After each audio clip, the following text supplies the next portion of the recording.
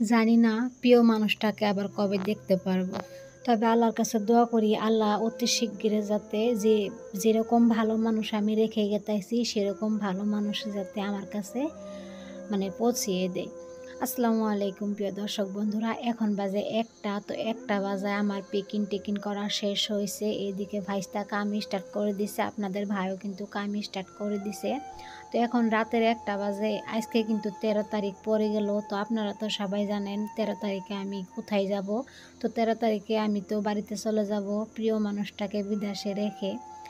এক মনে কীরকম লাগে এটা যারাই স্বামীর কাছে থেকে চলে যায় গ্রামে বা বিদেশে, তারাই কিন্তু একমাত্র বুঝতে পারে এই কষ্টটার কথা। আর যারা বিয়ে হয়েছে মতো থেকে স্বামীর পাশেই রয়েছে, স্বামীর সেবা যত্ন করতেছে, স্বামীকে ভালো মন্দ খাওয়াইতেছে, অসুখ বিসুখে স্বামীর সাথে রয়েছে, তারা কিন্তু এই কষ্টটা কোনোদিনও বুঝতে পারবে না।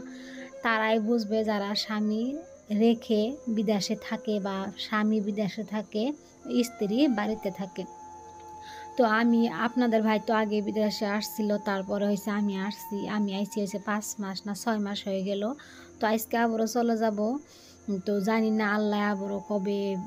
আপনারা সবাই দোয়া করবেন যাতে আপনাদের ভাই সহি সালামতে আল্লাহ রাখে, তাকে যাতে কোনো আপদ বিপদে আল্লাহ না ফেলায়। আর এদিকে আমার পেকিং করা হয়ে গেছে।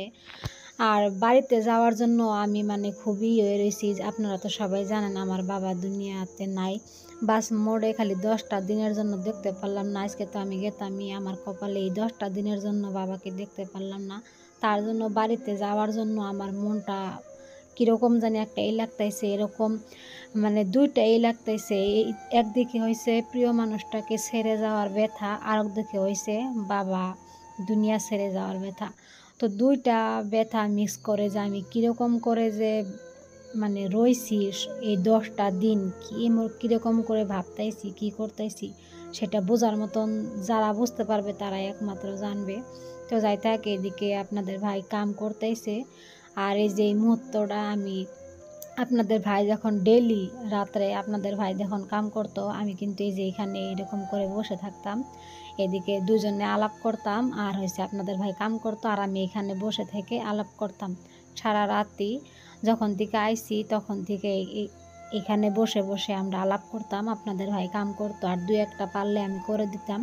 তো আমার তো এখন আপনারা জানেন আমি বেশি সুস্থ না অসুস্থ, সেজন্য কাম করি না। আগে কিন্তু কাম করতাম আপনাদের ভাইয়ের সাথে। তো ওইদিকে ওই যে ওরাও কাম করতেছে, এই দেখতে পাচ্ছেন আমার প্রিয় চেয়ারটা, টেবিলটা আর কি, টেবিলটাকেও রেখে চলে যাব। এই মুহূর্তটা ক্যাপচার করলাম যে মনে পড়ার জন্য যে দুজনে এখানে বসে কীরকম করে আলাপ করছে আর কি। তো আজকের মতন এই পর্যন্তই। সবাই ভালো থাকেন, সুস্থ থাকেন।